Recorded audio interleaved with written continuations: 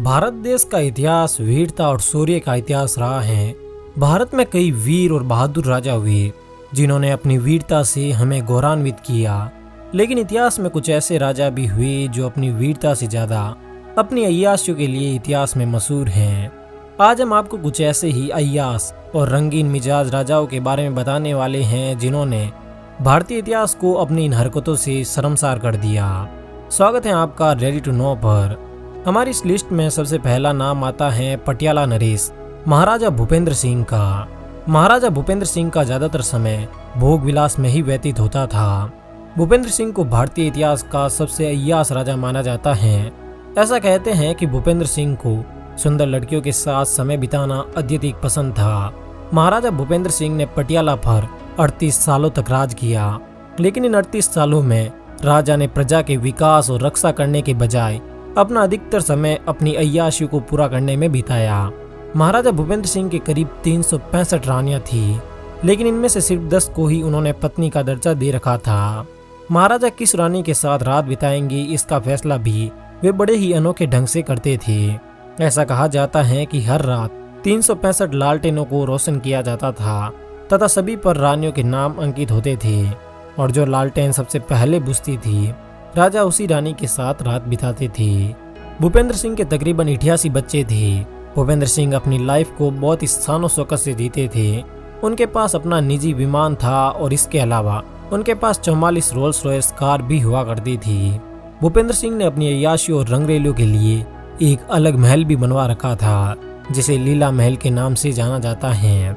उनके दीवान जर्मनी दास अपनी किताब महाराजा में लिखते हैं कि उस महल में किसी को भी कपड़े पहनकर आने की अनुमति नहीं थी। सिर्फ नग्न अवस्था में ही इस महल में प्रवेश होने की अनुमति थी। इसके अलावा उनके महल में French beautician, Indian plastic surgeon, सोनार, परफ्यूमर और उच्च दर्जे के फैशन डिजाइनर हर समय उनकी खिदमत में उपस्थित रहते थे। दीवान जर्मनी दास लिखते हैं कि महाराजा नग्न पार्टियों के अत्यधिक शौकीन थे। राजा के आलीशान महल में कई तालाब थे और गर्मियों के दिनों में राजा नग्न महिलाओं और मदिरा के साथ इन तालाबों में जमकर पार्टी करते थे। महाराजा भूपेंद्र सिंह के बाद इस लिस्ट में अगला नाम आता है मुगल बादशाह शाहजहां का। शाहजहां और मुमताज की कहानी तो हम सभी जानते हैं और इसकी वजह है ताजमहल। लेकिन अगर आप शाहजहां की जिंदगी को करीब से देखें तो आप पाएंगे कि शाहजहां कोई प्रेमी नहीं बल्कि एक सनकी और अय्याश राजा था। आपको ये जानकर हैरानी होगी कि मुमताज महल की मौत शाहजहां के 14वें बच्चे को जन्म देते वक्त हुई थी। इतिहासकारों का मानना है कि मुमताज की मौत का एक प्रमुख कारण अत्यधिक शारीरिक संबंध बनाने की वजह से हुई बीमारियों के कारण हुई थी। इसके अलावा मुमताज की मौत के बाद शाहजहां ने 8 शादियां और की। इनके अलावा शाहजहां के हरम में कई सैकड़ों महिलाएं भी थी। शाहजहां को बड़ी बड़ी इमारतों और महलों का इतना ज्यादा शौक था कि उन्होंने अपने खजाने का ज्यादातर हिस्सा इनके निर्माण में ही खर्च कर डाला। शाहजहां ने ताजमहल पर करीब 3.2 करोड़ रुपए खर्च किए। इसके अलावा शाहजहां ने मयूर सिंहासन बनाने में 2,14,50,000 रुपए खर्च किए थे। शाहजहां अपनी रानी मुमताज पर भी दिल खोलकर खर्चा करते थे। मुमताज का सालाना खर्च 50 लाख रुपए था, और ये रकम कितनी बड़ी है इसका अंदाजा आप इसी बात से लगा सकते हैं कि उस समय एक नाई की महीने भर की कमाई महज 50 पैसे हुआ करती थी। शाहजहां के बाद इस लिस्ट में तीसरा नाम आता है भरतपुर के महाराजा किशन सिंह का। दीवान जर्मनी दास की किताब में भरतपुर के राजा की अय्याशियों के कई किस्सों का वर्णन है। किशन सिंह की 1, 2 या 3 नहीं बल्कि 40 रानियां थी। राजा को तैरने का बहुत शौक था। इसके लिए उन्होंने गुलाबी संगमरमर का एक अनोखा तालाब बनाया था, जिसमें चंदन की लकड़ियां लगवाई गई थी। इस तालाब में राजा लड़कियों के संग नहाते थे।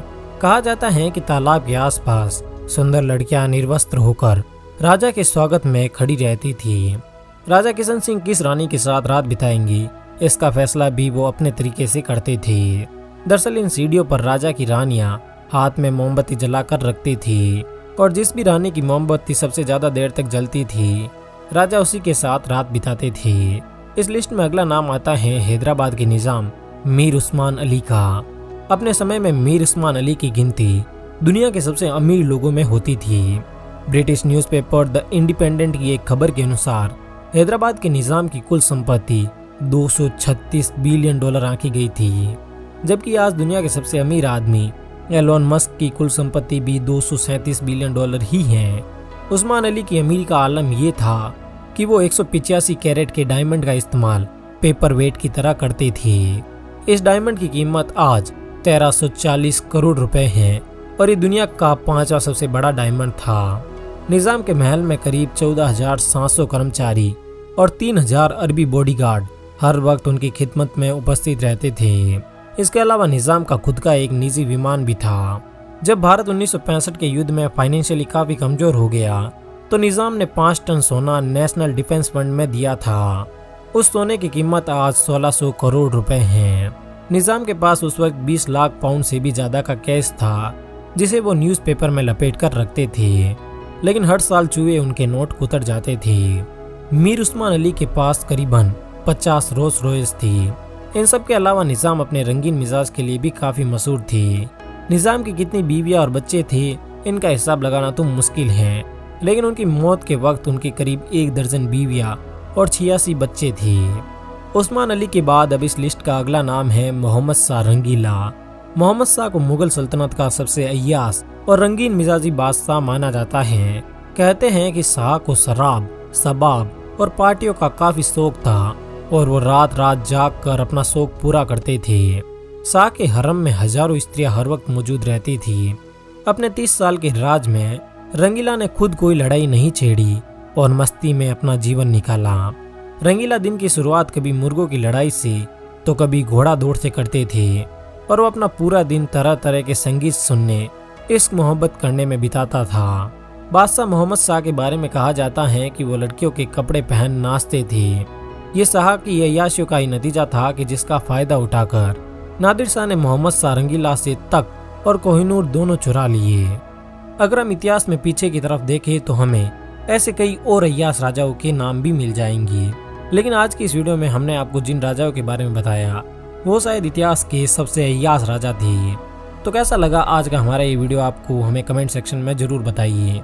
अगर ऐसे ही और वीडियोस देखना चाहते हैं तो यहाँ पर क्लिक कीजिए। धन्यवाद।